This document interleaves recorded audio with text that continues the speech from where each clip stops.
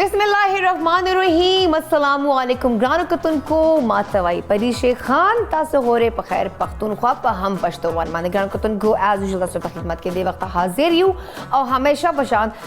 नवी एनर्जी नवी खमूड सरा और खबरों को बस हर वक्ती मूड आसे हम ढेर जात कई ग्रानो कतन को जे आवाज नैमा दा चकम शो तासो पर मुजा रोजाना तैयार और दूर खान दा तासो पेश को तासो चकम दई वनी मगेंटा मुजा तासो चकम साथी आड़ खतरी के सर मुझे स्पेंड करूँ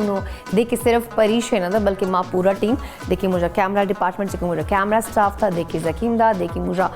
पीसीआर के चकम स्टाफ था बल्कि एमसीआर टोल ओवरऑल चकम टोल मेहनत सरा दा पखैर पख्तूनख्वा तासो पर खिदमत की मुझे डेली राजू तासो पर खिदमत की और यो खुद तासो शो प्रेजेंट को ग्रानो कतन को नन प्रोग्राम शुरुआत से ढेर मजेदार होता सर यो इन्फॉर्मेशन शेयर करवाना वाड़म जेका चे डे बाय डे सिंगा चे टेक्नोलॉजी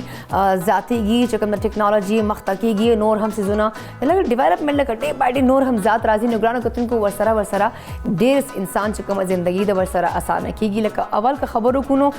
टोले चारे बम पखपला कवली लग्या बो कोरके न ओस अल्हम्दुलिल्लाह किचन के ढेर दास चकम दी मशीन्स दी वो सारा चकम द मुजा जिंदगी ढेर आसान दा मतलब आगा इस्तेमाल इवन के रोटी पखावना दे गर्मी से चोना मसला बता है ओस रोटी पखाने वाला मशीन हम sta आगे के बस पेड़ा आचो रोटी दरवाजी पेड़ा आचो रोटी दरवाजी नुग्रानो कतन को जिंदगी डे बाय डे आसान कीजी खबरों को बाहर मुल्कों की मशीनों इस्तेमाल ढेर ज़्यादा तक पाकिस्तान के हम उस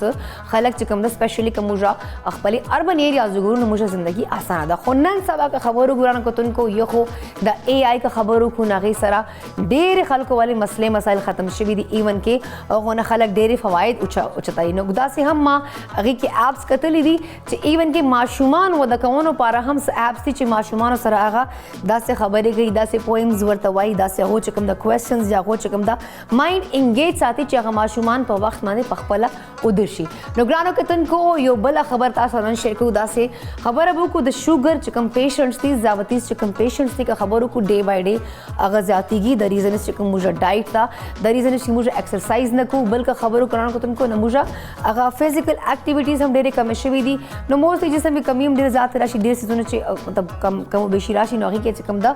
शुगर बीमारी डे बाय डे नन सबा खलको से डेरे जाता शवेदा मोस्टली खलको तब पता हम नीचे आगो द शुगर मरज से इनखती दी और दे से कम द इलाज कवल पकार दा या दे पारा कम परहेज कवल कर गरन को तुमको शुगर का खबरों को दा से बीमारी द चिवाई इंसान न खत्म की इंसान चिकम द रो खत्मई और इंसान चिकम द पतम न वर्ता लगी और डे बाय डे कता सो शुगर पेशेंट्स कतली निगरान को तुमको आगावल मेडिसिन मान दी ब्या गरीबान चिकम द मीट या हर्षन जिंदगी अगवल चिकम द ढेर ज्यादा पिकई और का परहेज नो की ला वक्त मान दिया से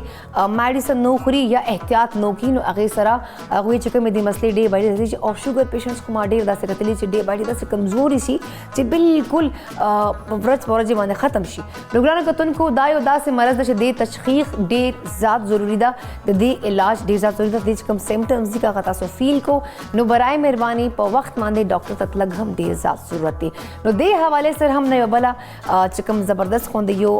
कार शवेदा या डेर मजदार खोंदे यो ऐप चिकम दा रागला दा अगे तवाई डाया बोट नुग्रानो कतन को दे ऐप फवाइद सदी दा चिकम शुगर पेशेंट्स दिग्रानो कतन को दे हवाले सर पाकिस्तान चिकम दी खलक दी अगर डे बाय डे दे मरज की गिरफ्तार की खल को तपतम नहीं नो दा चिकम ऐप ता नुग्रानो कतन को दे चे मसनूई जहानत मांदे मबनी योदा से ऐप ता चिकम रूस नाशकड़ा दे वक्ता करा कतन कराची चिकम मकामी होटल दा अगे चिकम दा मसनूई जहानत प्रोग्राम मांदे यो इफ्तिताह शवेदा यो तकरीब शवेदा अगे चिकम दा तकरीब ना खिताब कवन वक्त मंद डिस्कवरिंग चिकम द डायबिटीज प्रोजेक्ट के हवाले सरा चिकम द दुई सरबराह दा सैयद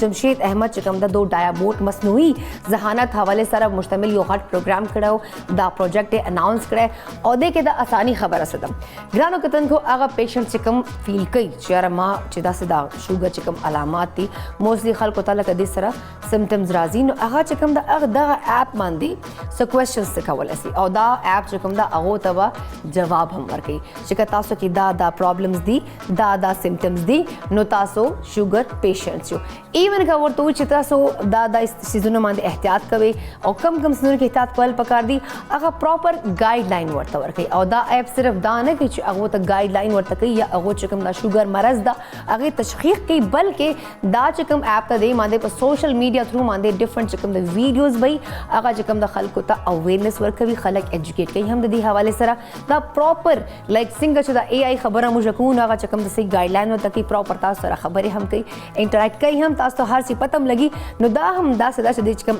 اپ ته یا دا چې کوم پروجیکټ ده دې چې به ټولو ته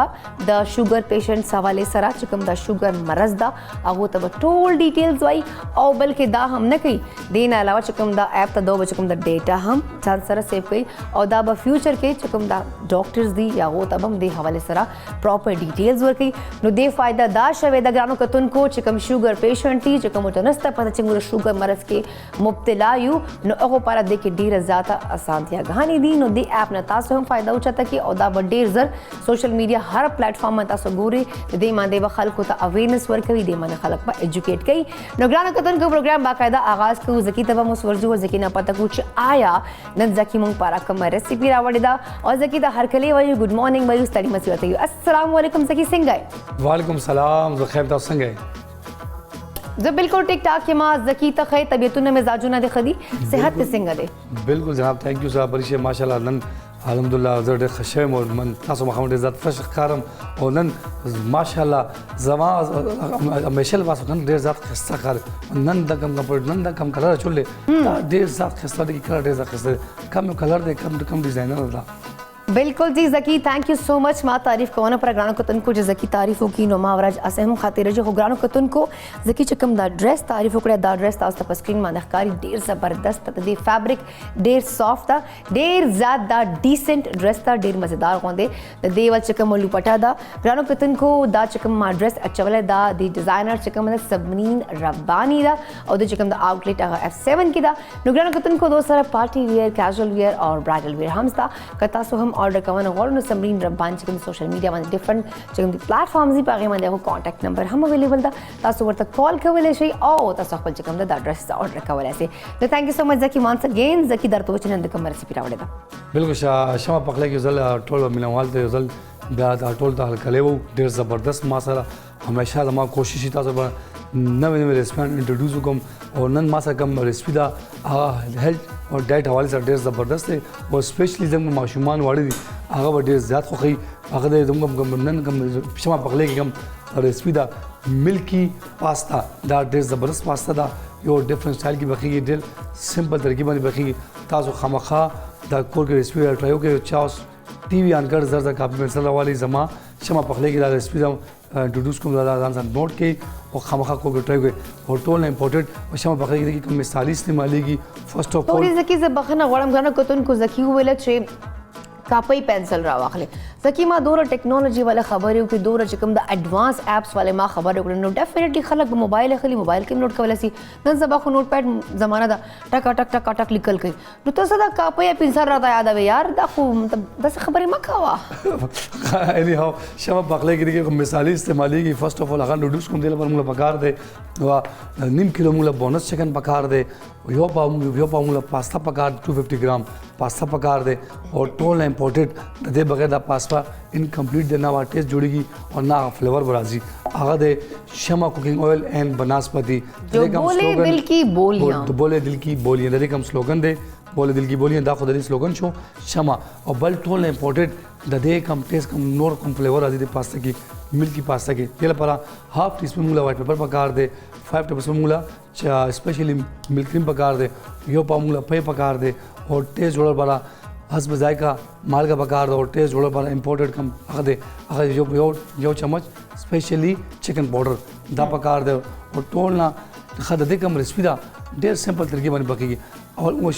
اول موږ پاستا به اوبو کې ویشو سټم اوبو کې شو هغه ټایم موږ به 2 ټیبل سپون شمع کوکنګ آئل واچو با اور اسپیشلی حسب ذائقہ مالګه او چکن پاوډر ایډ وکړو 10 to 15 منټ باندې یشي کله پر د دې کم پاستا کم سوس د ملکی کم هغه څنګه جوړي هغه ډېر اسانه ده اول به شمه کوکینګ اویل والو او ټول نه امپورټډ هغه کې کوم چکن دی هغه مونږ به میډیم فلیم باندې پخو به څنګه مو چکن پخ شي هغه چکن وباسو هغه نه پس به هغه کم شمه کوکینګ اویل دی هغه په کې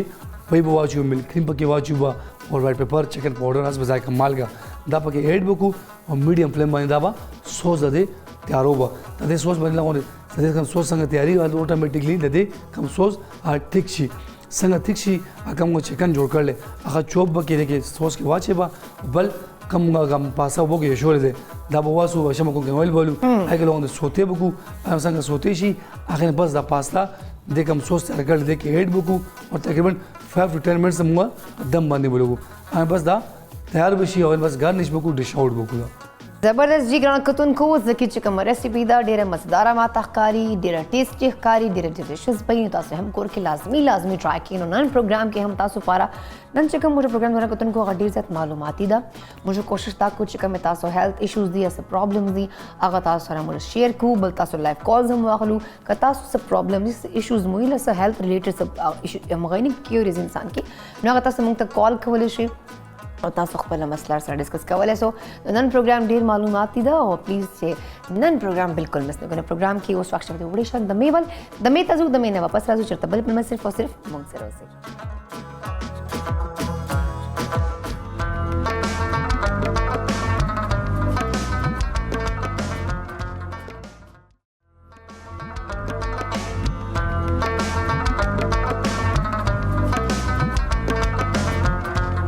جی ګرانو کتونکو زه بیا تاسو ته بخیر پښتونخوا چې پریشي هر کله وایي ګرانو کتونکو نن پروګرام چې موږ سره ډیر زیات درانه مهمانه دي او هغوی سره به ډیر زیات موږ ډیټیل ډسکشن هم کوو او تاسو چې کوم مسلې مسایل دي یا هیلث سره ریلیټډ ایشوز دي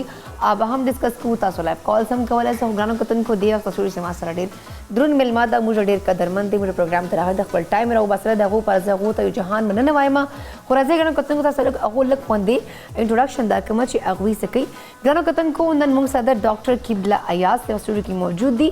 او رائټ نو هغه دی چیر پرسن اسلامي نظریاتي کونسل والا راځي چې هغه ته هر کله وایو ستړي مسی ورته وایو او لګ غب شپ سره لګو السلام علیکم ډاکټر صاحب څنګه تاسو ډیر مننه الله خوشاله ساته جی thank you so much program के रातक पारा यो जहान मनाना مننه جی ډیر مننه हाँ जी डॉक्टर साहब मुझा चकम तासो दे वक्त चेयरपर्सन यो इस्लामी नजरियाती कौंसल नो ज़रा हम दे हवाले से अबरक तासो ना सवालात पतो कम लग माँ हम पल मगज़म खलास शी निगरान कतन को हम सब मालूमात दे हवाले सर उशी अगर हम लग वो हम दा मालूमात मिलावशी नो फर्स्ट ऑफ ऑल खुमा चकम तासो ने सवाल दादा से बहसियत तासो दे वक्त चेयरपर्सन यो इस्लामी नजरियाती कौंसल वाल नो चकम मजहबी तनवो ده کدی حواله سره د کم تاسو اداره ده د دې فروغ پاره هغه داسې څه کردار ادا کوي چې کوم زم چې د غیر مذهبي تنوع ته خاص د باندې به فرق پړاو کیږي نه به کیږي زم چې تاسو خپل ادارې کردار راته وخایو جی بالکل ډیر ښه سوال تاسو کو زمونږ د ملک بالخصوص او بیا ګرد نړۍ حاجی دا اوس مونږه چونکې د یو نړیوال نظام چې مونږه او ته ګلوبلایزیشن وایو عالمگیریت جی د هغې په یو فیس کې په دوران کې تیریږو نو د دې وجې نه د مختلفو مذهبونو د پیراکارانو یعنی چې د هغې پیروي کوي بالکل مونږ د هغوی سره یو ډېر نږدې تعلقات او د یو بل نه د خبرتیا ځکه چې ابلاغ ذرایع چې دي دا اوس نړیوالې شوې او موږ ته د یو بل خبر فوراً پته ولګي نو د دې وجې نه یو مذهبي تنوع چې دا لکه یو تکثیریت چې هغه ډېر زیات خلک د مختلفو مذهبونو پیروکار دي د هغوی په منځ کې روابط هم رالل او تعلق هم راغې او د یو بل سره پیژنګلو هم راله نو اوس ضرورت ته دې خبرې ده چې دا زمونږه خدای پاک چې دا پلانټ مونږ له راکړی دی د ځمکه مونږ له راکړی دی بالکل کره ارض مونږ له راکړی ده دا یو ښایسته ځای د استوګنې دپاره جوړه کړو او بیا بالخصوص راشي زمونږ ملک پاکستان او زمونږ په پاکستان کې هم مذهبي تنوع موجود ده. او جی اکثریت بېشکه مسلمانان دي جی او په سندھ کې او په نورو ځایونو کې موږ سره هندوان شته. جی مختلف موږ مذاهب سره وال په خلک پنجاب پاکستان کې په خیبر پختونخوا سندھ او بلوچستان کې مسیحي یعنی عیسایان شته. جی بالکل موږ سره سکان شته. موږ سره د نور هم د مذهبونو پیروکار چې دي لکه خاص کر په چترال کې وګورئ نو هلته خود تاریخي طور او جی په اسلام نه هم مخکې کلاش کمیونټي او یس په بالکل بمبورید کې او په دې ځایونو کې او موجود جی او جی او جی نو اوس پکار دا دی چې موږ خپل ملک یو خوشحاله ملک یو داسې ملک جوړول غواړو چې دنیا هغه ملک ته په عزت او په احترام وګوري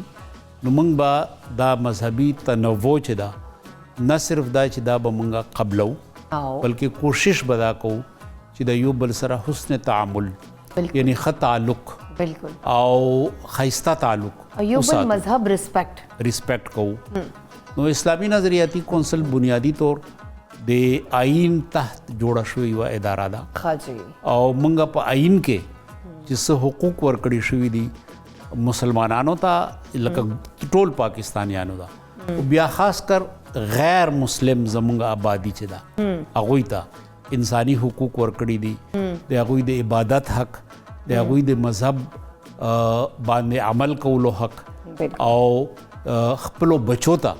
د هغه مذهب د تبلیغ یا خپلو پیروکارانو ته خپل مذهب ورپېژندل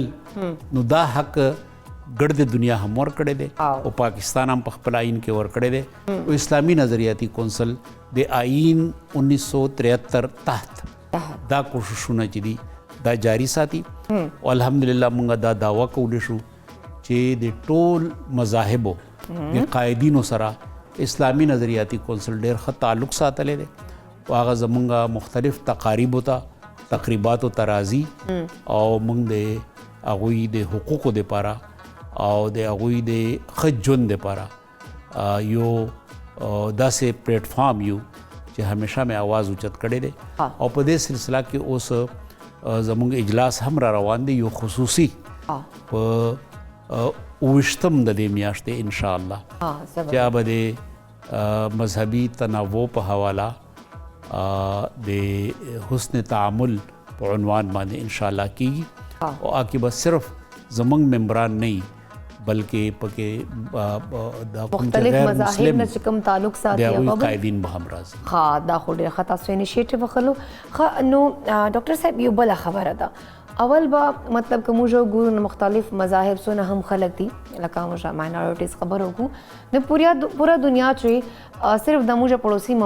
ملک و چې هغو به لکه مسلمانانو سره هغسې رویه ښه نه وه یا هغه صرف نه صرف مسلمانانو سره بلکې چې کوم هغو ول چې کوم ډېر زیات هغو ته کم ذات ویلی کېږي هغو سره هم رویه هغو ډېره خرابه وه نو سټل پوره دنیا کې دا یو اګزامپل ده دغه موږ پړوسي ملک والا خو اوس ریسنټ داسې څه واقعات شوي دي لکه موږ خپل عیسائی برادري وګورو یا دې نه علاوه چې کوم نور هم خلک دي پاکستان کې نو ډفرنٹ داسې اوس واقعات شوي دي چې هغو ته ډېر زیات تکلیفات رسېدلي دي او سټل ورسي هم تاسو په دې باندې څه کوشش کوئ لګیا چې مطلب چېرته داسې خرابي راځي چېرته یو بل ته نقصان ورکولو والا حادثې کېږي واقعات کېږي بیکاز سوشل میډیا باندې خو دا اور غوندې پھیلاو شوی وه چې داسې موږ خلکو هغو چې کوم دا نقصانات ورکړي هغو جاني مالي دوه سره نقصان یې ورکړی نو په دې باندې تاسو څه رایه لرئ چې آیا وخت سره د موږ پاکستاني چې کوم قوم دا یا موږ چې کوم په خپل خبرو کو نو صبر یا برداشت کم اصلاح یا د یو بل سره هغسې ریسپیکټ یا مینه نسله پاته حالانکې پاکستان کې به اول داسې نه کېدل بالکل دا خبره ستاسو صحیح ده چې د پاکستان تخلیق نه بعد جی زموږ معاشره چې وه ډېره د یو بل سره د احترام په اساس وه او ډېر ښه لکه د امن یو ماحول او بیا حالات داسې پیدا شول خاص کر د 1980 نه بعد په افغانستان کې چې کوم تبدیلی رااله نو د هغه دور نه که بعد موږ وګورو نو په دنیا کې لږ حالات چې دي هغه ترخوالي طرف ته تللی دي او د مذهبي هغه چې دي تنوع هغې ته نقصان رسېدلی دی او صرف دا نه چې په پاکستان کې بلکې په نور دنیا کې هم مشکلات او تکلیفات جوړ شوي دي نو منګه صرف دا اوس چې کوم تاسو واقع ته اشاره وکړه دا نه ده بلکې په دې نه مخکې یو غټه واقعه شوې وه چې هغه په سیالکوټ کې د یو فیکټرۍ په منیجر حمله شوې وه جی جی چې د هغې تعلق و د سریلنکا سره او هغه بدھ مت سره تعلق و او بالکل نو اسلامي نظریاتي کونسل ډېر فوري اقدام وکړو او موږ د ملک جید علماء کرام چې ډېر نوموړي علماء کرام دي هغه موږ دعوت کړل او موږ د سریلنکا های کمیشن ته لاړلو د یو ډېر غټ وفد په صورت کې او الته موږ د های کمیشنر یعنی د سفیر سره ملاقات هم وکړو او موږ بیا الته پریس کانفرنس هم وکړو او موږ هغوی ته ووایو چې دا کار چې دی دا به د یو فرد وي او دې سره زموږ د مذهب اسلام هیڅ تعلق نشته زموږ د مسلمانانو د دې سره هیڅ تعلق نشته او موږ ستاسو په مخ کې شرمنده یو او موږ د دې نه د برات اعلان کوو موږ د دې سره هیڅ تعلق نشته یوه هفته بعد تقریبا ما ته د سریلنکا ډپټي های کمیشنر چې مسلمانو هغه راته وویل لکه ډپټي سفیر هغه راته وویل چې ستاسو دا پریس کانفرنس 2 ورځې مسلسل موږ په سریلنکا کې په ټي وي چینلز باندې وچلو نو د هغې فایده دا وشوه چې موږ یې لیدلو ده چې دا پریانتا کمارا د منیجر چې کوم دی د ډیډ باډي چې کله کولمبو ته راسي سریلنکا ته نو هلته خطره ده چې خلک به په جذباتو کې راشي او په مسلمانانو به حملې شروع کړي ځکه چې په خطه کې مسلمانانو ته وی د دې پریس کانفرنس نه بعد چې هغه موږ مسلسل وچلو د خلکو د جذباتو هغه ارتعاش او اشتعال ختم شو او اس قسم نقصان مسلمانانو ته ونه شو لکه دا دوڅونه میچور یو کار کړی دا لکه څونه میچور سوچ سره پوزټیو سوچ سره یو بیا چې که تاسو ته یاد وي زموږ په د کرک په ټیری علاقه کې په یو مندر حمله وشوه نو اسلامي نظریاتي کونسل ټولو علماء کرامو د دې مذمت او بیا حکومت چې کله اقدام وکړو د هغه اقدام حمایت وکړو و هغه ځای کې خلک چې آی باقاعده جرمانه کړل و هغه مندر بیا هغه سمادي وه د دوی یو مقدس شخصیت و هغه هلته حق رسېدلی و آن جهانی وو د هغه هلته مقبره وه نو هغه یې نړولی وه بیا د هغې سره د عبادت یو وړوکی ځای هم دوی جوړ کړی و هغه یې هم نړولی و نو هغه بحال شو بیا داسې په د پنجاب د بهالپور د رحیمیار خان په یو علاقه کې په مندر حمله شوې وه موږ د هغې هم ډېر سختۍ سره مزاحمت وکړو جڼاواله واقعه چې ده په دې کې زموږ ممبران لاړل موږ هم د دې مزاحمت وکړو او دا وجه ده چې ریاست ته حکومت ته ډېر تقویت زموږ د موقف سره ورسېده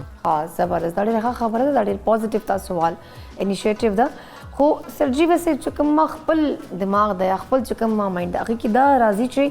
ډېر داسې شر پسند عناصر دي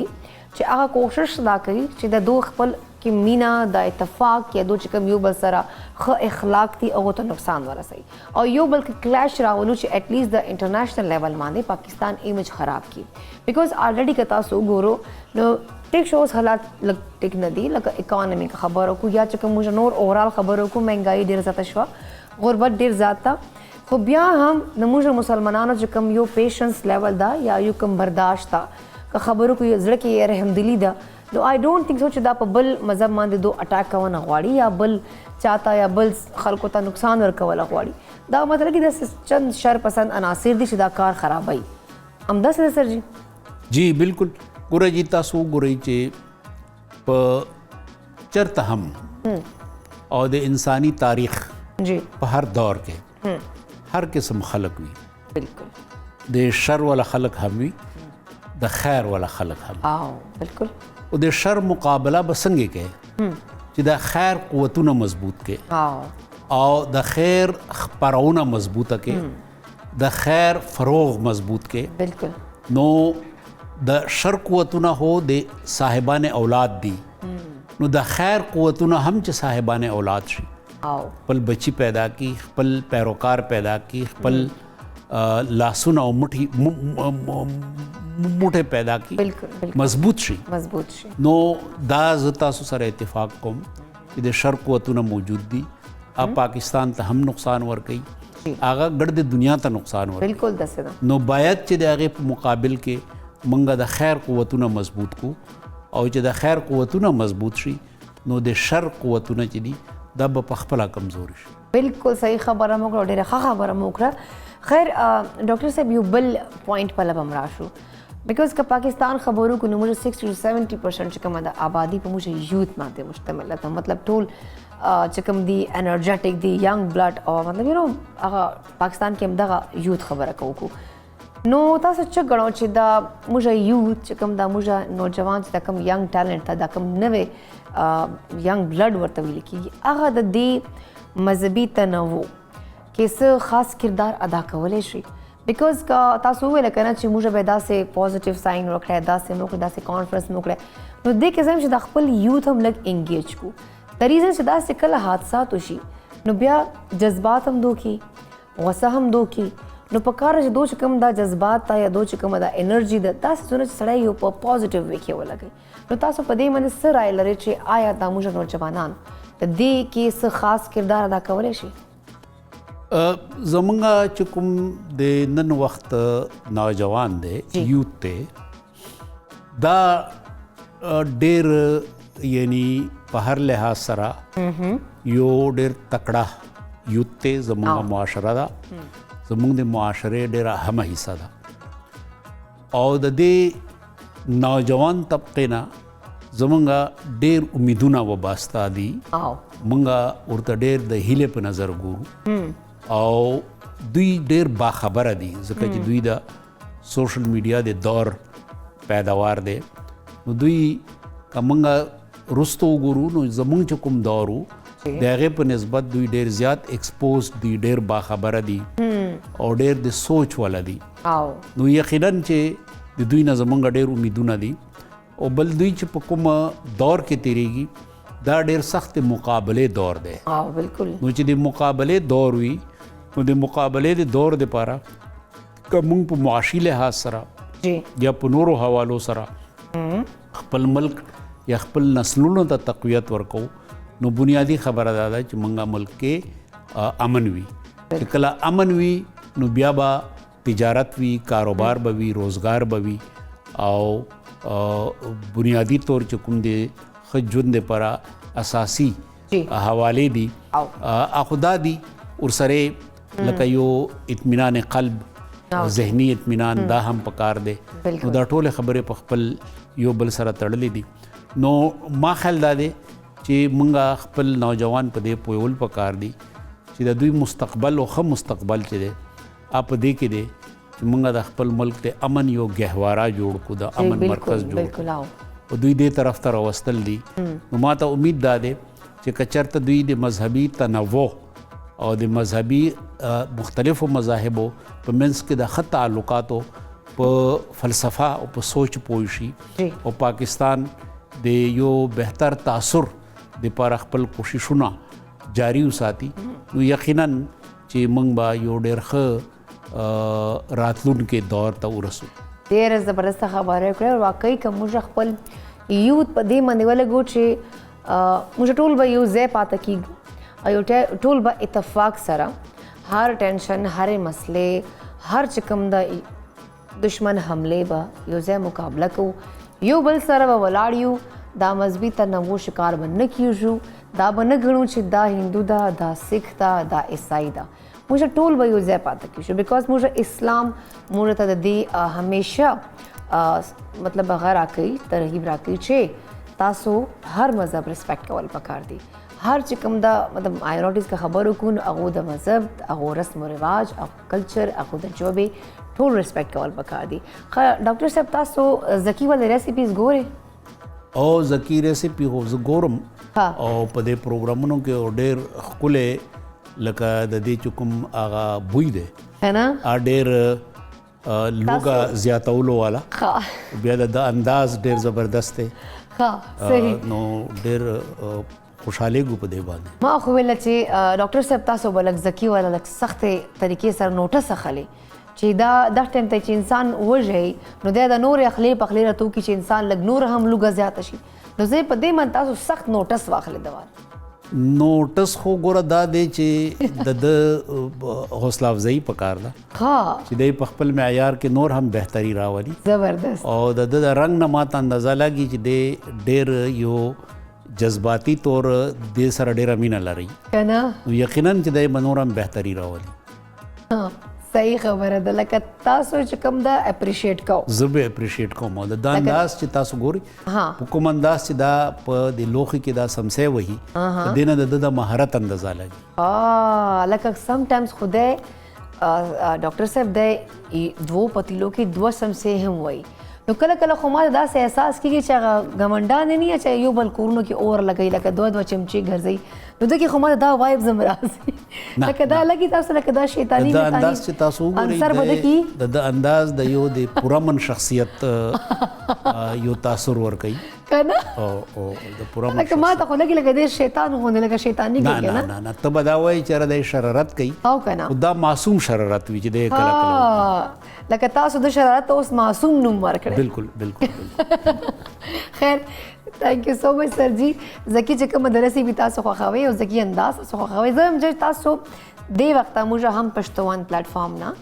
د موږ پاکستانی قوم ته موږ ټول مسلمان چې د وخت موږ ګوري سه یو خاص میسج ورکوونه غواړي ټولو ته چې آیا بیکاز تاسو چیر پرسن یو رائټ ناو اسلامي نظریاتي کونسل وال نو زم چې خاص مزیدار غونډه میسج هم ورکړي تاسو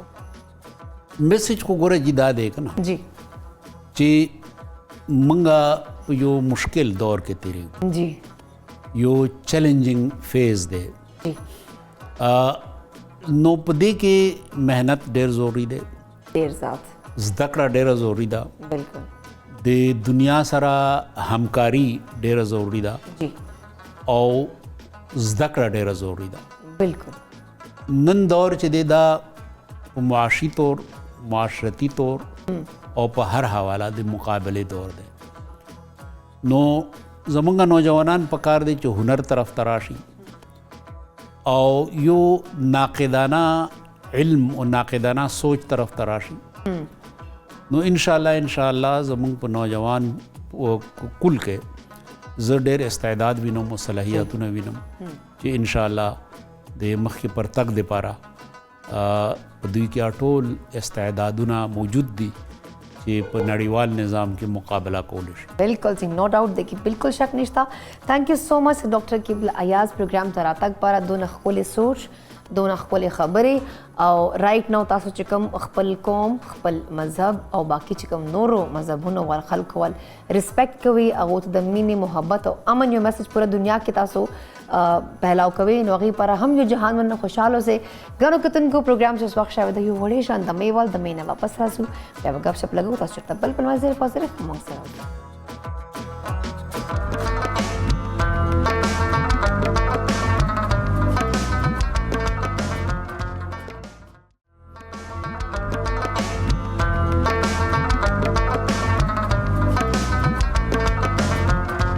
جی ګرانو کتونکو یو ځل بیا تاسو ته بخیر پښتونخوا چې هر کلی وایو ګرانو کتونکو رائټ ناو ما تاسو ته ویډیو چې نن کومې تاسو هیلث حوالې سره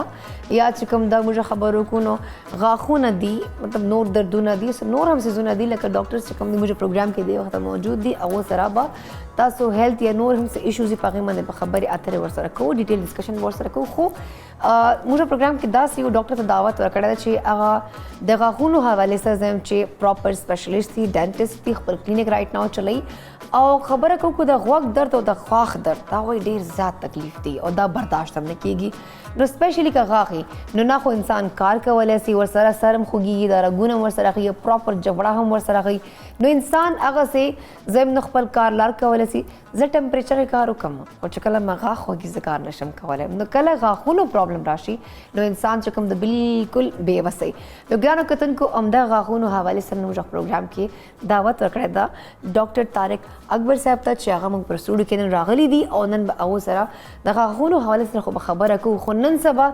داسې ډینټسټ راغلی دي چې کوم د غاښونو سره داسې ډرامې راته وکړي چې دا جبړې څه دا مخ مو څه خپله ژوند نو تباه او برباد دي. نو ګرانو کتونکو راځئ دوی ته هرکلی وایي ستړي مسې ورته وایي او په دې باندې خبرې اترې ورسره کوو. السلام علیکم ډاکټر طارق صاحب څنګه الحمدلله تاسو طبیعتونه مزاجونه مو ښه دي؟ نن نو ډېر ښایسته خپل ډرس اچولی ده بس هاسپټل نه په خپل ډیوټي باندې ډیوټي باندې خو موږ کار هم دغه ده که نه سهار سهار وختي خلک پاسو راغلي چې راځه ول دلته راشه بیا خپل کلینیک ته ځه. بالکل خو تھینک یو سو مچ راتګ پاره موږ تاسو لږ روټین کې ډسټرب کړي یو خو آی هوپ چې موږ ګرانو کتونکو ته ډېر معلومات ملاو شي. ها ډاکټر صاحب اول به خبرو کوو د غاښونو حوالې سره چې ما سٹارټ کړم چې انسان پورا جسم متاثر شي. لوگ خوای کنه چې یار لاس نه خوږي صرف لاس خوږي چې کله غاښ خوږي نو سر بدن چړي کی وخی دا سترګه هم تکلیف کی پورا جبړه هم عجیبای او انسان داسې کنه چې خبره ته خوند نه ورکړي انسان ډېر ډسټرب وي. نو په دې باندې خبره کو خو داسې چې ډینټسټ ما کتلی دي موږ په خپل هم ایکسپیرینس شوی ده چې غاښونه به دا ستر خراب کی یا به ته وایي چې دا به دا وکړمه دا به تا سره دا وکړمه دا ته به زه تار واچوم دا به زه بریسز واچوم تاسو به دا وشي دا وشي ټیک ټاک خلک ورته لاړ شي او ته بیا چې روزي غریب برباد دی.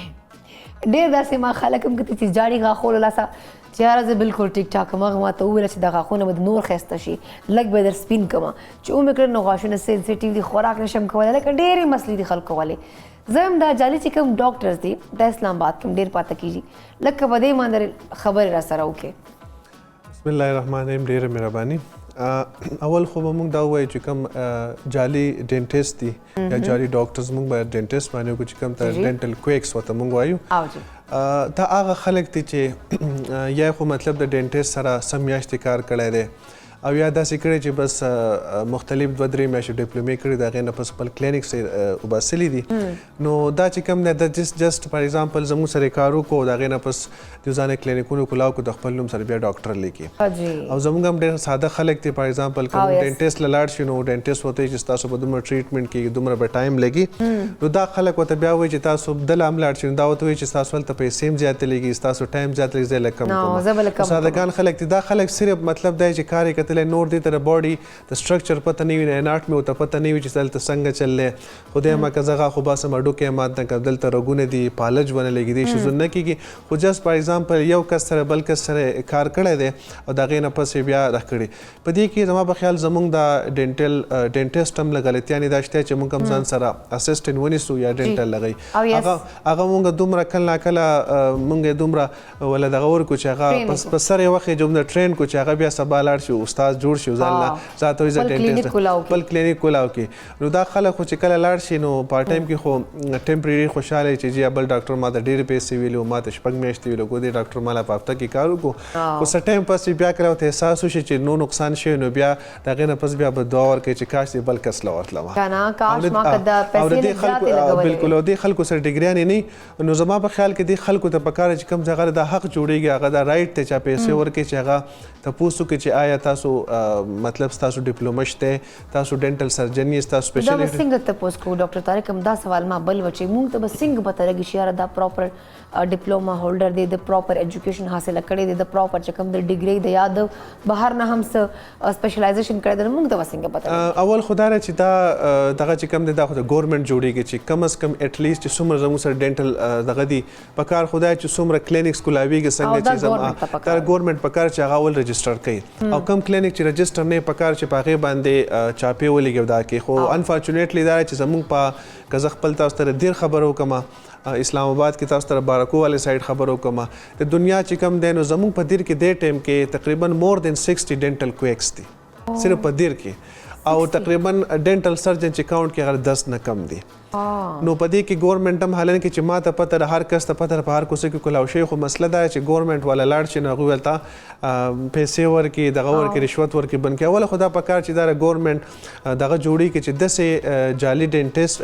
یا چې کوم د ډینټل کویک چې هغه سره ډیپلومه نه وي دغه سره پراپر ډیګري نه وي نو پکار چې هغه لکه اول د کلینیک اجازه هم ورنه کړي انفارچونیټلی دا پاکستان کې نشته که بیا ورم کې نو بیا زه یم چې ګورنمنټ خو خپله ډیوټي دومره نه کولی شي نو بیا کم از کم چې کوم مریض دغه دا حق دی چې هغه د ډاکټر نه تپوس وکړي په دې دې څوک خفه کېږي ما ته ډاکټر مریضان راشي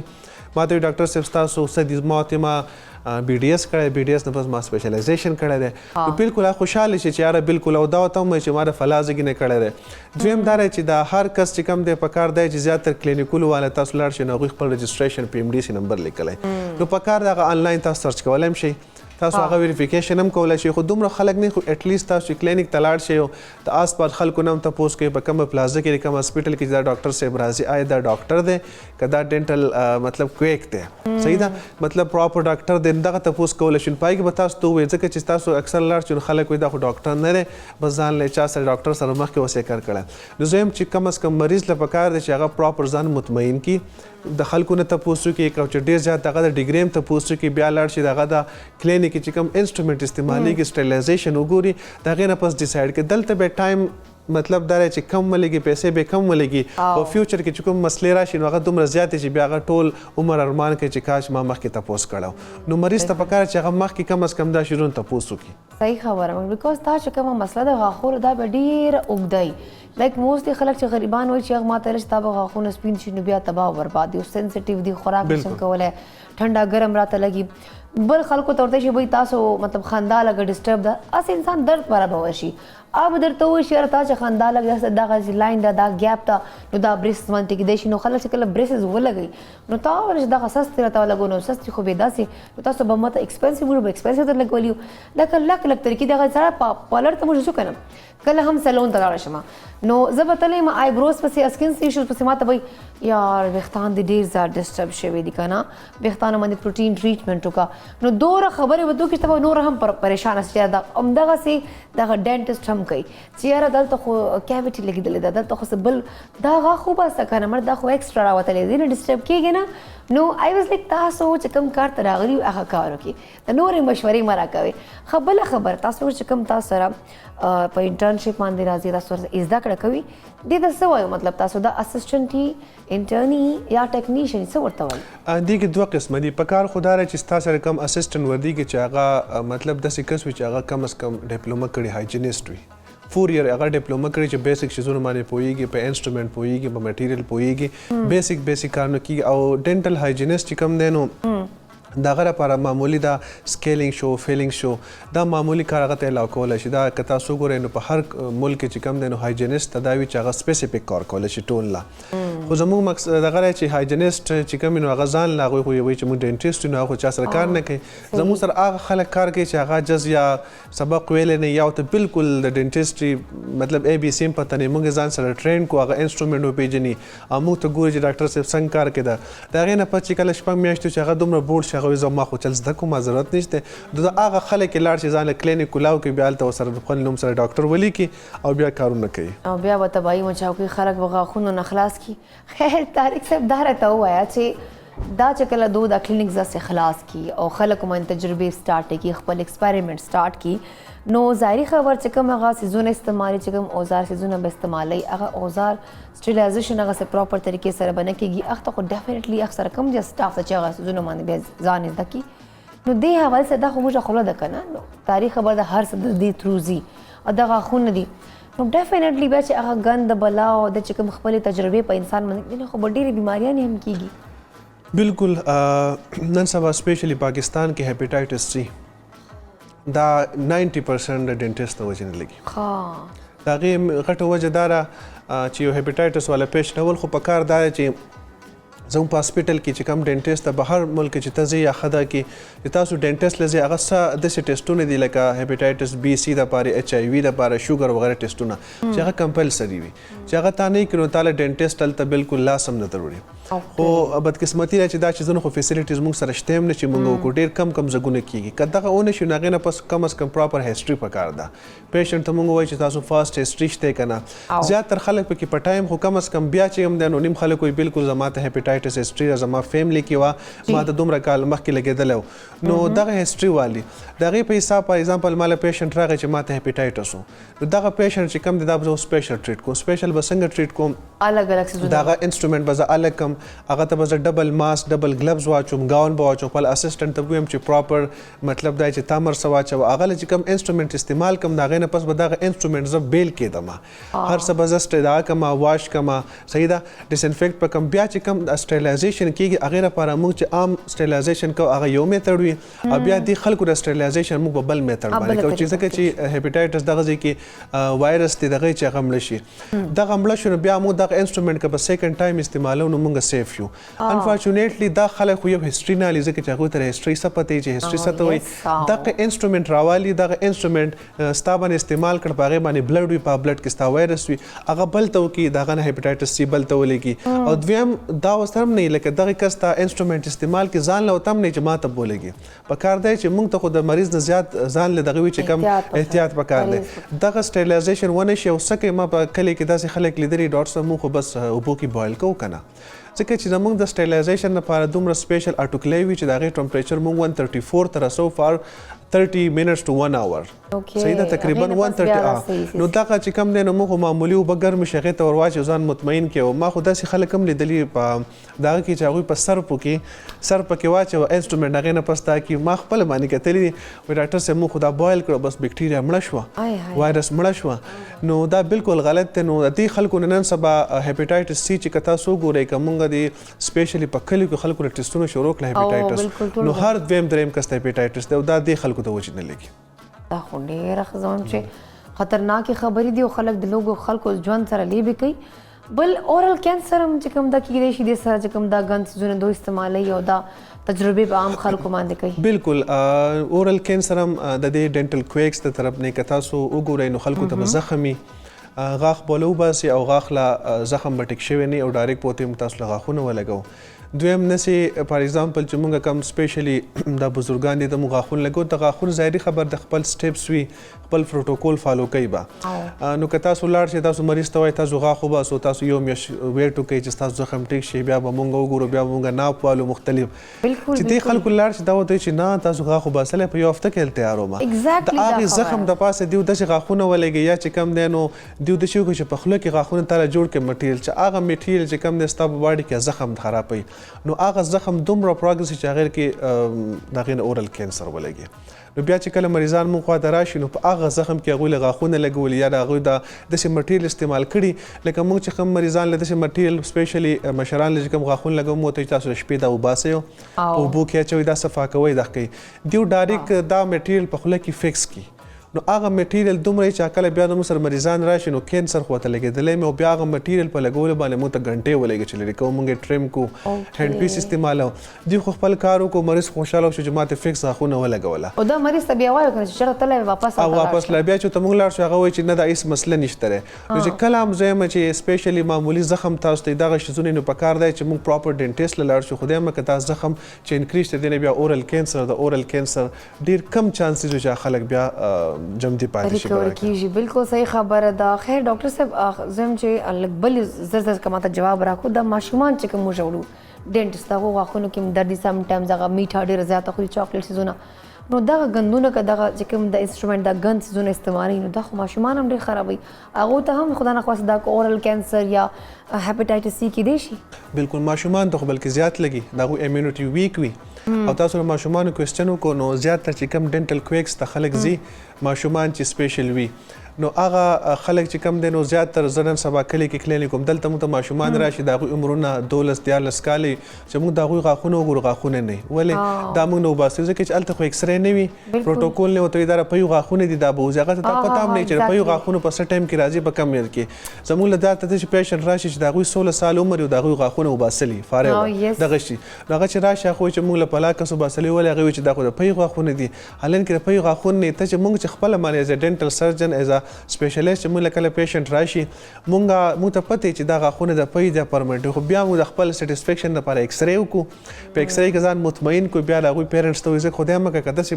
غاښ موږ وباسو بهر خو که دا غاښ تاسو وداوټ دغه وباسو دا خو په هغې باندې ډېر زیات قید دی او په هغې سزا ده بلکې ستا ډیګري هم کینسلیږي زموږ خو دلته خلک راشي بس ډایرکټ ورته غاښ وباسه موږ بل ولګو نو د خلکو د ماشومانو امیونټي هم ویک وي او ماشومان زیاتره چې کم دی نو دې ډینټل کویکس د وجې نه همیشه دپاره غاښونه خپل محرومه شي بالکل ډاکټر صاحب ډاکټر طارق خبر نه ډېر زبردست جوړ د ریزن چې موږ اویرنس دی حواله سره پکار د ګرانو کتونکو پیسې ممچ کوي یا څه ټایم پاره لګا سستی مرشدونه پاره موږ چې کوم د خپل ژوندۍ خپل ژوند ته نقصان نشور کولای کغه خونس له دا ډېر قیمتي دي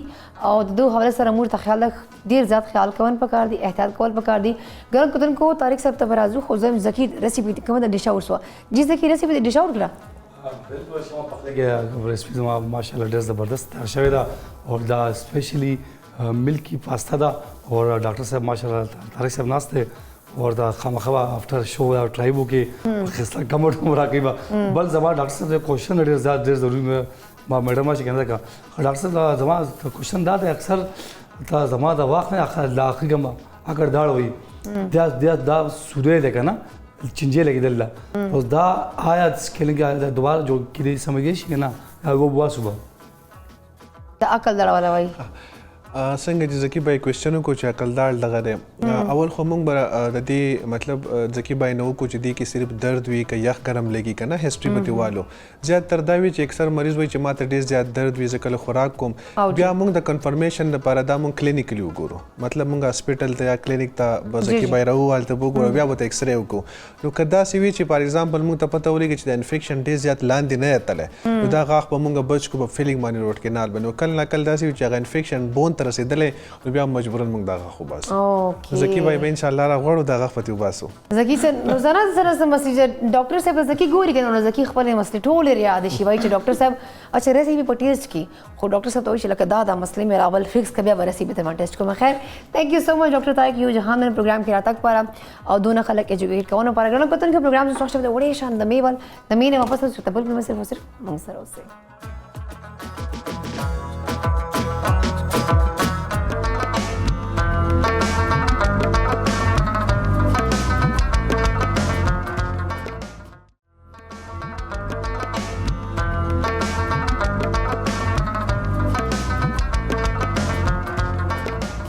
جی ګرانو کتونکو یو ځل بیا تاسو ته بخیر پښتونخوا شو دی وخت هر کلی وایو ګرانو کتونکو رائټ ناو ما سره داسې مل معنا دا چې که زه خبرو کوم نو ډېر ینګ ایج کې ډېر ذات کار کوي که د انسانانو هیلپ نو هغه ډېر ذات زړه سره کوي لایک زه خبرو کوم نو رائټ ناو هغه سوشل هیومن رائټس پر ډېر ذات کار کوي د نه علاوه چې کوم د زناورو سره ډېر زیاته مینه لري نو انیمل اکټیویسټ هم دا سوشل اکټیویسټ هم دا ورسره چې کوم د خپل جاب هم کوي د نه علاوه ګرانو کتونکو کوشش دا کوي چې هغه خلک چې کوم ته د دوی هیلپ ضرورت دي نو د هغه ته هم همیشه اویلیبل نو ګرانو کتونکو راځي تاسو ملاقات کوو نن دی وخت فاطمه انور سره هغه د سټوډیو کې ما سره موجود دي هغه ته هر کلی وایو ستړي مسي ورته وایو اور لگ گپ شپ سره لگو السلام علیکم فاطمہ کیسی ہیں آپ بالکل وعلیکم السلام بالکل ٹھیک ٹھاک آپ کیسے میں بالکل ٹھیک ٹھاک آپ کی طبیعت سب کچھ بہتر ہے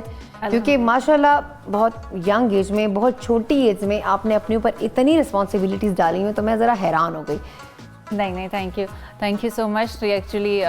شروع سے ہی اگر آپ کسی کاز کے ساتھ لگ جائیں تو دیٹ ول بی گڈ کہ آپ کوئی چینج لے کر آ رہے ہیں کسی بھی انسان یا حیوان کے ساتھ تھینک یو سو مچ آپ کا یہاں آنے کے لیے فاطمہ ہم ڈیٹیل میں گپ شپ لگائیں گے بیکاز ہمارے پاس آج ڈسکس کرنے کے لیے بہت کچھ ہے لیکن گرانو کتن کو رائٹ ناؤ مونږ سره مرسته کوي د پروګرام کې نورپور فل کریمی ملک والو چې هغوی که هم پروډکټس وګورو ګرانو کتن کو د دوی شودې هم دي د دوی سره ملای هم شته ماسته هم دي او د چوره هم پروډکټس دي د چوره هم دوه څیزونه دي هغه په کوالټي په غذایت باندې بالکل کمپرومایز نه کوي او ځکه همیشه دا کوشش کوي چې نورپور چې موږ ته همیشه مزیدار غوندي یو هیلدي ریسیپي خو چې هغه سره موږ ماشومان نه بلکې موږ ټول خو سره لکه خفیل کو او صحت پر هم نقصان دی نو ګرانو کتن کو نورپور کې چې کوم نن هغه چې د پراپر خپل کیشن سیټ کړی دا نو وربش زکی ته ذکر به کو چې د نن نورپور کې د ریسیپي کوم راوړی ته جی زکی بالکل پریشه تھینک یو سو مچ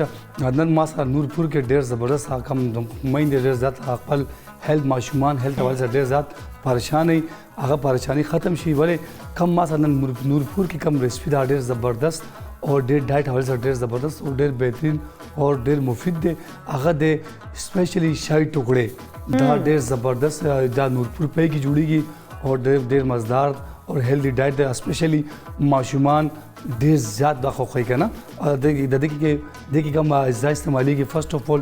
هغه به انټروډیوس کوم دې لپاره موږ پکار دی سپیشلی 1 لیټر پای پکار دی اور 150 ګرام موږ شوګر پکار ده 5 پیس موږ بریډ پکار دی 175 ml मुंगला कुकिंग ऑयल पकार दे और टोल ना इम्पोर्टेड दे बगैर फ्लेवर बन जुड़ी सब्जी इलायची पिंजे दाने आगे पकार दी और आगे लपारा टोल तब बेकिंग लपारा दे कम थिकनेस लपारा कम मतलब कम पई नूरपुर कम पई दी ना टिंगोल लपारा का ना आगे लपारा कॉर्नफ्लोर यो चम्मच आगे बस इस्तेमाल हो दा दे आज़ादी और दे तरीका दे सिंपल बने जुड़ी की अवल बमुंगा बा दा ब्रेड बवालू अवल बमुंगा पेन बवालू पेन लोगों ते गरम बकू संग पेन गरम शी आगे बस लोगों ते यो स्पूनगा ऑयल बकी वाजुबा संग ऑयल गरम शी आगे कम ब्रेड दे स्लाइस आगे बदे मन लोगों ते सर बकू संग ब्रेड सर शी आगे बस मुंगा बा नूरपुर पई बवालू मीडियम फ्लेम बंदे मुंगा बा दा पखाउबा संग पूरा पखेगी आगे पर मुंगा बल दम सेट लाड़ बशु दे कम ब्रेड दे आगे मुंगा बा सर बकू आगे पास मुंगा डिफरेंट टुकड़ों की पीसेस बुजुर्गो संग निम्पारे बुजुर्गो समोसों पर शांति जुड़गो संग तासो कम डिजाइन खोखरी आगा खोखबला तासो कटिंग बोके संग आगे पास आ कटिंग उशी आगे पास मुंगा ददी शीरे बुजुड़ो ददा शीरे बुजुड़ संग जुड़ो अवल बा पई बवालू पई के ददे कम पई कम आगई लगों ते तकरीबन 5 टेबलस्पून मुंगा शुगर बके ऐड बकू और मीडियम फ्लेम बनेरा रो पखोबा संग आग बखशी शीरे जुड़ो आगे पास तासो शीरा शोदे के जोड़ो छे और जो उबो के जोड़ से जो बखैर दा स्पेशली जब शाही टुकड़ी दी जोबा दा नूरपुर पे के जोड़म बका ना जका खा और टोल ना इंपोर्टेड खबर दा ता संग जोड़ शी आगे पास शीरा जोड़ी शी आगे पास दाता सोबा कम शोदे जा कड़ी दी मीडियम फ्लेम बने गरम शी रोज संग गरम शी आगे पास ता सोबा बा कॉर्नफ्लोर वाले और यो कप वापस नूरपुर के बाद आगे वाला से दा कम कॉर्नफ्लोर दा मिक्स के बा संग मिक्सर जोड़ शी और बा तासो दा कमुंगा पई गरम कड़ी दी दा बरन तास वाचे समसे सरा और रोबा खजेबा संगा खजे टिंग दे कम पई दी दे कम कलर दे टिंग बशी आगे पास तमगा कम शाइट टुकड़ी दी दा तासो पई के डुब के आगे पास बतासो यो प्लेट के वाचे बा वेलकम दा कम पई गरम कड़ी दी पास आए दा पई बस यो कप को यो कप के बरा वाली बरा वाचे बा आगे पास बता डिश आउट बक जी थैंक यू सो मच जकी दा से मजेदार रेसिपी तो खैर नखो आज खुदे मुगलिया चिकन कढ़ाई रत जोड़ी कलस खो नन चिकम दा जकी मुरता शाही टुकड़े जोड़ी नगरान कतन को उम्मीद लरम चे दा चिकम स्वीट डिश दा बता सो हम खखी और जखो प्रोग्राम पस लाजमी खुरमा नगरान कतन को राजे फिलहाल अजू फातिमा पला फातिमा से गपशप लगू और द्वीद ज्वंद हवाले से खबर यात्रे वर्ष रखूँ तो जी फातिमा अभी हमारे जो जकी हैं वो शाही टुकड़े बनाएंगे हमारे लिए लेकिन हमें थोड़ा सा डिस्कस करना है कि आप राइट नाउ काम कर रही हैं लाइक सोशल एक्टिविस्ट भी हैं एनिमल एक्टिविस्ट भी साथ में अपनी जॉब भी कर रहे हो अपना घर भी देख रहे हो तो सबसे पहले तो ये बताओ कि ये चीज़ें मैनेज कैसे करते हो असल में इस तरह से है तो पहले तो शुरू में बहुत मुश्किल था जब आपकी 9 to 5 जॉब हो तो जी देन मैं आपको एक मज़े की बात बताती हूँ कि समवन ऑफर्ड अ जॉब मी तो मैंने उन्हें कहा कि एक्चुअली मेरा मसला ये है कि मैं आपको 9 to 5 फिक्स नहीं मिल सकूंगी क्योंकि अगर दरमियान में कोई मसला आ जाए किसी भी इंसान का या हवान का तो I have to be there तो उन्होंने कहा कि अच्छा ठीक है तो आप हमारे साथ काम करें वी हैव नो इशू तो मेरी जो कंपनी थी दे सपोर्टेड मी इतना मुझे सपोर्ट किया कि आप इमेजिन नहीं कर सकते कि आपका इंपॉर्टेंट काम है बट आपको किसी का मसला आ गया तो you have to be there तो मैं इसी तरह से थी कि जैसे अभी भी मैं यहाँ पे बैठी हूँ तो मैं ऑफिस में से नहीं हूँ काम पे नहीं हूँ तो ऐसे ही है they are very supportive towards everything about the volunteerism about the animal activism मैं पॉलिटिकली भी थोड़ा सा एक्टिविस्ट हूँ जो भी धरने वगैरह हों जल्द से जुलूस हूँ आई विल बी देयर या आई एम फ्रॉम कश्मीर आजकल थोड़ा ख्याल करो फिर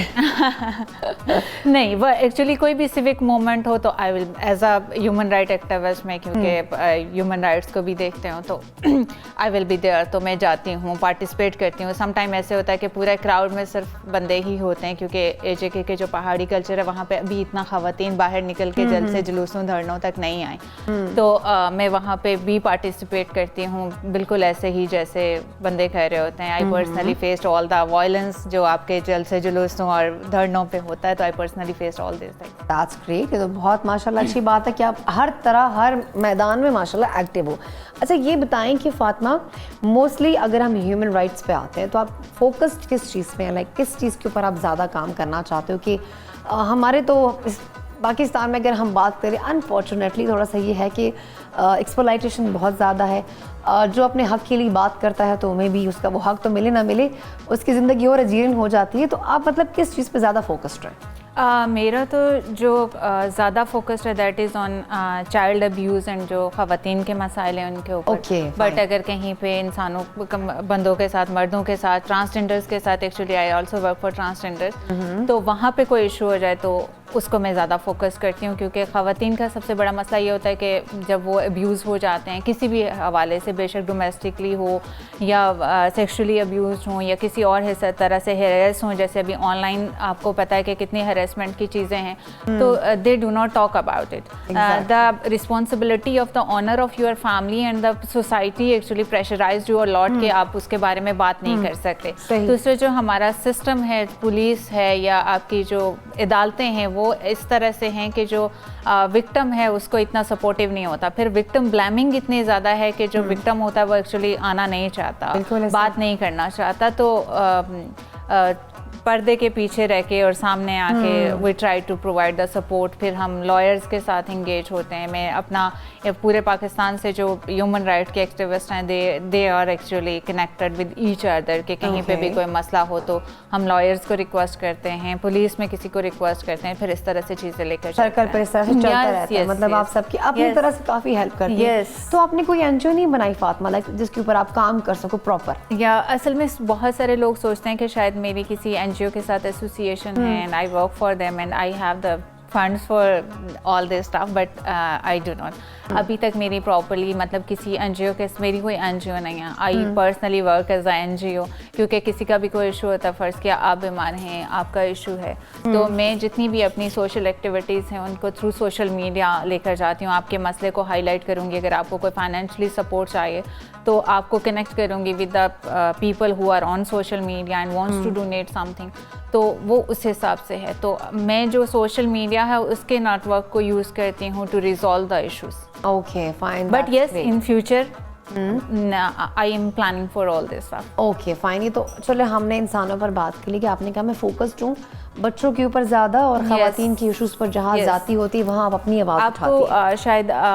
پتہ ہوگا مجھ سے بہتر, کیونکہ یو آر ان میڈیا, کہ اسلام آباد میں اگر کوئی بچہ ابیوز ہو جائے تو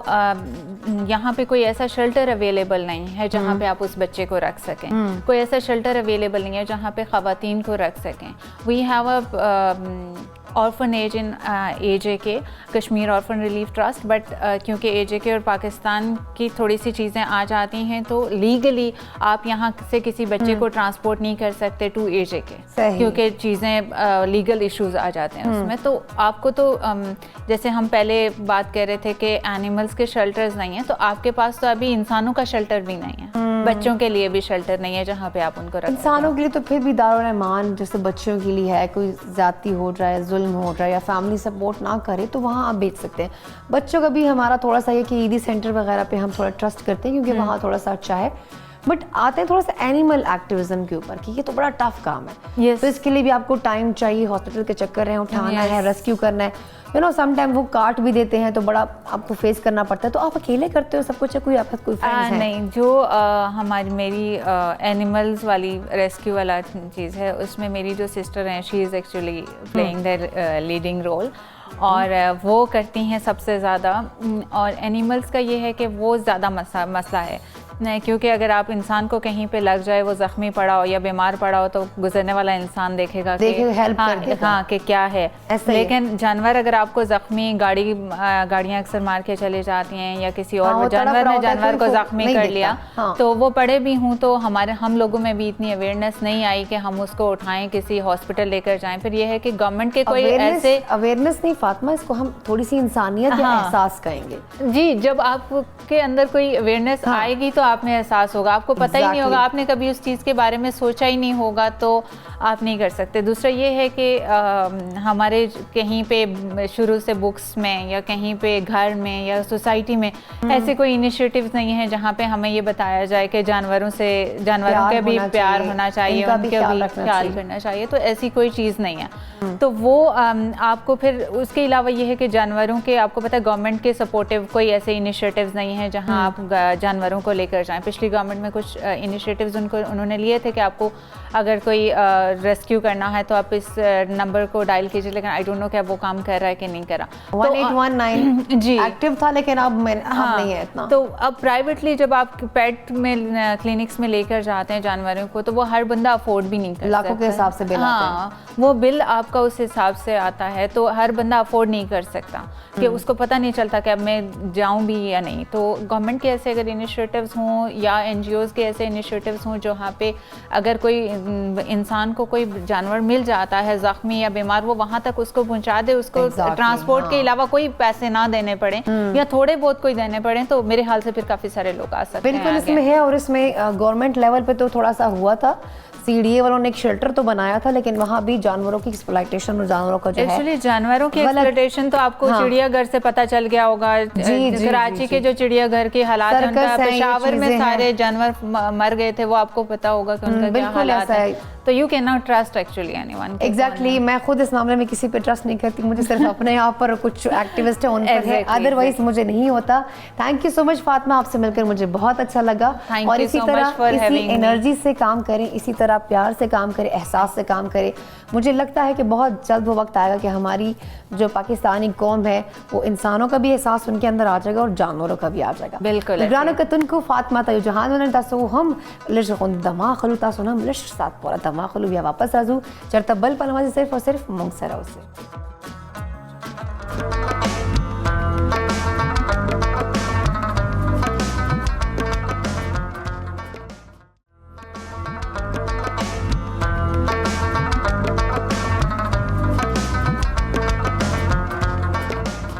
جی ګرانو کتونکو یو ځل بیا تاسو ته په خیر پښتونخوا چې پریشي هر کلی وای. ګرانو کتونکو موږ پروګرام چننده سه ملمانه راغلي دي چې تعارف محتاج نه دي او خپل ژوند کې ډېر داسې کارونه کوي چې هغه هر انسان نشي کولی. کا حساس خبرو کو د بل انسان تکلیف احساس خبرو کو د بل ښېګړې خبرو کو نو ډیفینیټلی هر سړی نن سبا کا وخت وګورو, حالات وګورو چې کوم دا نن سبا فاینانشل کرایسس روان دي. نفس تا نفس یو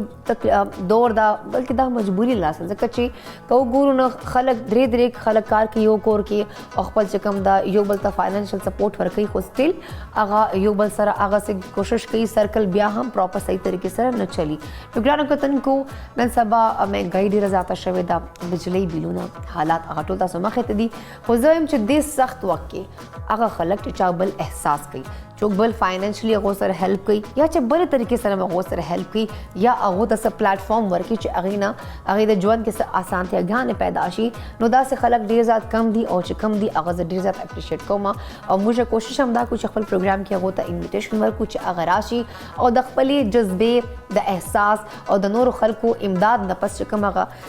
خوشحالي هغه محسوسوي چې هغه تاسو سره هم شیر کړو چې ایټ لیسټ تاسو ته هم څه موټیویشن ملاو سي. نو ګرانو کتونکو رایټ ناو ما سره ډېر قابل, ډېر ینګ, ډېر انرجیټک داسې یو میلمه موجود سټوډیو کې چې هغه سوشل اکټیویسټ هم ده, ډېر زیات څیزونو باندې کار کوي, ډفرنټ چې کوم د ادارو سره ایز ا والنټیر هم کار کوي. که خبرو کو د نن سبا ډېر چې کوم مسلې مسایل دي په هغو باندې هم کار کوي. چې کوم خاص چې کوم څیزونه دي هغه تاسو زه شیر کوونه غواړم هغه دا دي چې دوی اویرنس خلکو ته ورکوي. دو چې کوم دا پروجیکټ رایټ ناو کوي یا چې کوم ادارو سره دو کنیکټډ دي دو اویرنس باندې کار کوي. د څه حوالې سره ګرانو کتونکو دو کوي د منشیات نه بچاو څنګه کیدای شي. منشیات چې کوم نن سبا ډېر زیات شوي دي, موږ یوت پکې ډېر زیات انګیج ده او دا څیزونه ډے بای ډے زیاتېږي. په دې باندې اویرنس ورکوي چې آیا دونه موږ ځان څنګه خلاصولی شو او که خدا نه خواسته د دې لت راته ولګي نو بیا ځان به سیټ ته کوو څنګه. بل ګرانو کتونکو د چې کوم د ذهني صحت هغه سره فهرست دو لیست کې ځکه چې نن سبا که د حالات وګورو د ټینشن وګورو نو انسان چې کوم د مینټلی سټرس شکار ده, هر دوم سره چې کوم د سایکولوجیکل ډسارډرز چې کوم دي هغه شکار دي. نو په دې باندې هم دو کار لار کوي. دې نه علاوه ډېر زیات چې کوم دي ټاپکس دي, موضوعات دي چې کوم باندې کار هم کوي او ماشاءالله ایکسپیرینس هم لري. ګرانو کتونکو ما سره د دې وخته ساجد فدا افید سټوډیو کې راځي چې هغو ته هر کلی وایو, سلیمه سي ورته وایو او بیا بلک خبرې اترې هم ورسره کوو. السلام علیکم ساجد, څنګه یې تاسو؟ وعلیکم السلام. طبیعتونه مزاجونه مو ښه دي؟ شکر دی الله کرم دی. ډېره مننه چې تاسو کم لفظونه زموږ دپاره استعمال کړل. موږ هیڅ نه یو او یو ځل مو بیا شکریا ادا کوم چې خپل پروګرام کوم دعوت راکو. تھینک یو سو مچ تاسو هم چې راتګ پاره بل ساجد څنګه ما ویل څنګه حالات روان دي څنګه خلک پریشان دي او یو بل ول احساس چې کوم د موږ کې مړ شوی دا نو ما په دې باندې ویل چې کوم نن سبا وخت کې هم چې بل احساس کې دا غټه خبره ده نه صرف دا چې کسا سره پیسې امداد وکي بلکې هغه درد هم کتا سو محسوس کو نه غټه خبره نو دا راته و چې تاسو ماشاءالله ډیر قابل یې رائټ نو چې کوم د انسټیټیوټ اف مینجمنٹ سائنس پېښور سے پبلک هیلث ډیګري هم تاسو حاصله کړې ده که خبرو کو تاسو سوشل ایکټیویسټ هم یې بل نور هم تا ډیر زیات کوم ګران کوتن کو غټ پروفایل ده دا راته وایي چې اول دا خپل ایجوکیشن د کم جی نه حاصل کړی دا بیسیکلی تاسو له کم جی تعلق ساتي دا خو دې راته وویله خو بیا هم لږ راته ووایه بل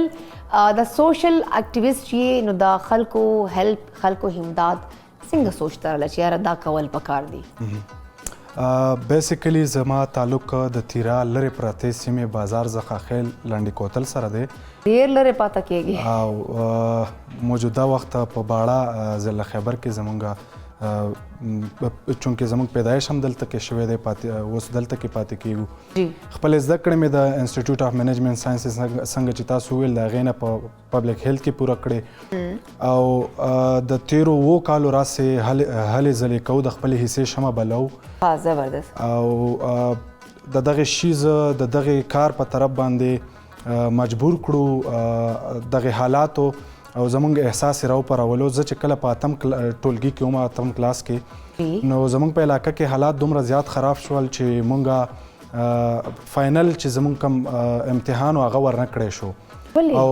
حالاتو د دهشتګردۍ د وجې نه اپریشن شروع شو مونږه هجرت وکړو هغې سکول مونږ ته سرټیفیکیټ بغیر د امتحان نه راکړو ځکه چې حالات ډېر زیات خراب وو بیا چې زه کله نهم ټولګي ته لاړم نو ما محسوسه کړه چې په ما کې د ادب د لوري د دغه احساساتو شریکولو هغه ودې په ما کې راوچتې شوي دي نو ما شاعري شروع کړه په نهم ټولګي کې زبردست او د هغې په ذریعه باندې به مې خپل زړه سپکو په نثر کې مې هم کار شروع کو او په سوشل میډیا باندې مې د 2015 نه مبارزه شروع کړې ده په مختلف موضوعاتو باندې لیکل کوم او آګاهي خورومه لګیا یم د دې سره سره ما سوچ وکړو چې چونکې فاینانشل کرایسیس دی او دا صرف د اوس نه دي د ډېر پخوا نه دي لوور میډل کلاس دلته اوس ډېر زیات شو نو لوور میډل کلاس او لوور کلاس هغه خو بیخي مشهورونه متاثره دي نو څنګه چې تاسو خبره مو کړه د نشو په حوالې سره زموږ په دې علاقو کې دا شیز ډېر زیات په تیزۍ سره روان دی خورېږي لګیا دی نو دغه خاندانونه به ما لیدل او دغه شیز زه راوپارولم د دې دپاره به ما ملګرو سره چاندې کولې او موږ به کلیکشنز به راټولول په هغې باندې به مو هغې ته فوډ ډرایو یعنی د ماهانه راشن به مو ورکوو شروعات مو د دغه ځای نه وکړل بیا مې وروستو د مختلفو ادارو سره کارونه پیل کړل او تر اوسه پورې هغه لړۍ لګیا ده. اچھا رائټ ناو څونه ادارو سره تاسو کار کوئ ایز ا والنټیر؟ یار آی تھنک داسې شپږ ادارې دي کورم ویلفیر ہوم دی سر فهرست الخدمت فاؤنڈیشن خیبر دے ملین سمائلز فاؤنڈیشن دے سوسائٹی ڈیولپمنٹ آرگنائزیشن دے ایڈ انٹرنیشنل دے چراغ ایجوکیشنل ویلفیر سوسائٹی دا او اوس د کتاب دوست په نوم باندې د خیبر پښتونخوا د مختلفو یونیورسټیانو وومن سکالرز د هغوی یو انیشیټیو دا د هغې سره لګیا یم. ماشاءالله که ته خو ډېر زیات بیزي رایټ نو نو دا څنګه مینج کوې دا دونه څیزونه یو ځای؟ واقعي چې د دې مینج کول ډېر زیات مشکل شي او بیا په داسې حالاتو کې چې د فیملی د خوا نه هم سړي ته سترګې وي چې سبق یې ویلی دي څه انپوټ به راځي د هغې د خوا نه د دې سره سره د خپل کمیونټي دپاره هڅې کول ډېر زیات مشکل دي خو زه ګڼمه دا چې چونکې دا شیز ما ایز ا پروفیشن چوز کړی دی نو انشاءالله العزیز چې مخکې به هم دغه هلې ځلې کومه او خدای راله طاقت راکوي مینج کوي لګیا زبردست دا خو دغه جذبه پکار ده دا راته ووایي چې شعر و شاعري کوې نو هغه د انقلابي کوي د کرنٹ ایشوز حواله سره کوي یا د محبت تو مینې کیسې پکې کوي؟ شروع کې څنګه چې ما وې د حالاتو د وجې نه زما په شاعرۍ باندې مکمل د انقلاب والا چاپو او د حالاتو د ښه کېدو په طرف باندې بیا پکې رستو رومانوي هم شوه شاعري او اوس اکثره زما شاعري اصلاحي ده خو چونکې زمونږ د خاندان والا او د باقي ممبرز د طرفه ډېر زیات ریزسټنس شو شوی په دې معامله باندې شاعري باندې او نو ما تقریبا 15 کالو پورې خپله شاعري بیا ځنډولې وه نه مې کوله. ولې پټه پټه به دې کوله که نه؟ پټه به مې ډایري کوله کې به دې لیکل کول بس هغه شي سړی ډیموټیویټ شي یا حوصله بیا وبیلي چې نو ته هغه کس حوصله بلی نو بیا نور خلک څه کوي چې ته ماشاءالله دوره الریډي دونه خلکو امید د تا سره خلک ته ایکسپیکټیشن ساتي نو چې ته داسې خپله په یوې خبرې خفه شې نو بیا به څه کوئ؟ خفه نه وم دراصل داسې دي چې که موږ وګورو زموږ په دې علاقو کې آرټس سبجیکټ ډېر زیات هلکه بولل کېږي د هر مور او پلار خواهش شي چې د هغوی بچې ساینس او انجینیرینګ او کمپیوټر ساینس ته لاړ شي نو د ادب ریلیټډ څومره هم چې اکټیویټیز وي دا خلک داسې ابز ګڼي هغوی دا خو نالایقه ده ځکه د آرټس دا نالایقه دی هسې آرټس ته او بیا خاص کر شاعري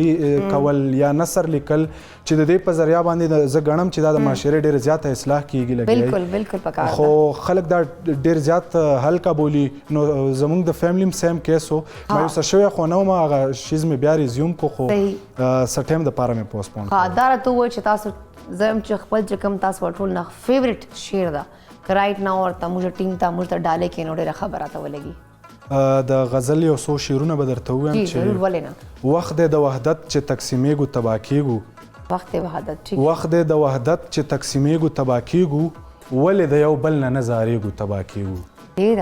او یو خوا سیاسي ډلې او بل خوا مسلکي ډلې یو خوا سیاسي ډلې او بل خوا مسلکي ډلې نور به څومره ډلې کیږو تباه کیږو. ډېره مننه او سوچ د جذباتو په بنیاد مونږ فیصلې کوو سوچ د جذباتو په بنیاد مونږ فیصلې کوو ورځ په ورځ به رو راغورځېږو تباه کیږو. ډېره بالکل صحیح خبره دې وکړه. ها زه یم چې ساجد دا راته ووایه چې موږ پلیټفارم نه هم پښتون نه خپل ځان ته شانتي یوت ته خپلو ملګرو ته کولیګز ته فرینډز ته څه یو خاص میسج ورکونه غواړئ؟ جی بالکل زما په هڅو کې یو اویرنس سیشن هم دي زه په خپله علاقه کې ځوانانو ته په د انټرنیټ او سوشل میډیا په مثبت استعمال باندې ټریننګز ورکوم لګیا یم همدا شانتي د امن په حوالې سره د ځوانان متحرک کوم او دوی له ټریننګز هم ورکوم. زه دا غواړم چې چا په کم فیلډ کې هم څومره زده کړې کړي دي د هغې خپله حصه دی د خپل حصې شمه دی بله کړي په خپله کمیونټي کې او لږ غوندې لږ انپوټ دې ورکړي په خپل کمیونټي کې ډېر وایي که نه کتره کتره دریا بنده بالکل نو پکار د موږ خپل حق خپل چې کوم د موږ خپل طرف نه یو ایفرټس وکړو. تھینک یو سو مچ ساجد پروګرام کې راتګ پاره یو جهان نه هم دغسې جذبې سره کار کوه دغسې محنت سره کار کوه انشاءالله او یو وخت به راشي چې موږ مسلې بیا حل شي. لاړه به شو ګرانکتونکو زکي پهله زکي هم ریسیپي چې کومه ده شاهي ټکړې دې وخته مکمله شوې ده او ګارنش هم شوې ده. نو ګران زکي دا راته ووایه چې مکمله شو 2000 بالکل پریشه نورپور کې کم نه ریسپیلر سپیشلی ډېر زبردست په سکرین باندې مخکاري او دا تاسو بالکل تیاره شوې ده او دا ریسپي تاسو خامخا ټرای وکړئ او چا دا ریسپي چا مس کړې ده دا موږ د مو اپیسوډ زه ریپیټ کې پروګرام کې زه خامخا تاسو یوټیوب باندې او زموږ ډیفرنٹ هم پښتون ډیفرنٹ پیجز دي سوشل میډیا باندې تاسو هغه باندې کتئ شي اور تاسو خامخا دا ریسپی ټرای وکړئ. جی بالکل زکی همیشه وي تاسو دا ریسپی خامخا ټرای کې نو دا اول لازمي ټرای کوئ ښه درې بار وی ریپیټ کړئ. خیر نی هاو تھینک یو سو مچ ساجد پروګرام کې راتګ پاره تھینک یو سو مچ زکی تھینک یو سو مچ شما کوکینګ آل اینڈ نورپور چې کوم دا موږ سره فل کریم مکس موږ سره برسته کړې وه. ګرانو کتونکو تاسو ته هم یو جهان ور تاسو موږ پروګرام ډېر شوق سره ګوري ډېرې خوښوو نو انشاءالله سبا به تاسو سره بیا ملاقات کیږي نوې ریسپي سره نوې مېلمنو سره نوې ټاپک سره سبا پورې ما پورا ټیم د دې وخت راکو اجازت. الله حافظ. پاکستان زندہ باد.